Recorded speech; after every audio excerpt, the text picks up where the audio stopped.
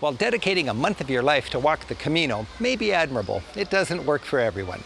But any traveler can use this route as a sightseeing spine and as an opportunity to appreciate some of the joys and lessons that come with being a pilgrim. Just 5 miles before the Spanish border stands the French Basque town of Saint-Jean-Pied-de-Port.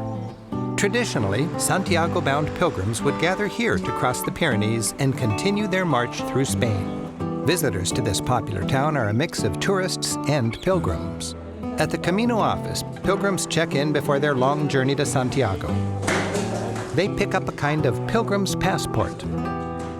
They'll get it stamped at each stop to prove they walked the whole way and earned their Compostela certificate.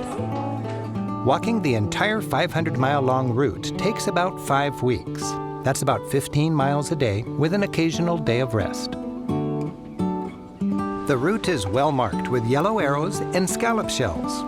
The scallop shell is the symbol of both St. James and the Camino. Common on the Galician coast, the shells were worn by medieval pilgrims as a badge of honor to prove they made it. The traditional gear has barely changed. A gourd for drinking water, just the right walking stick, and a scallop shell dangling from each backpack.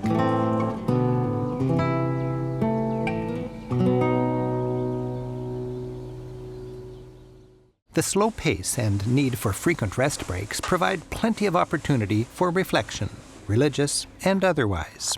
For some, leaving behind a stone symbolizes unloading a personal burden.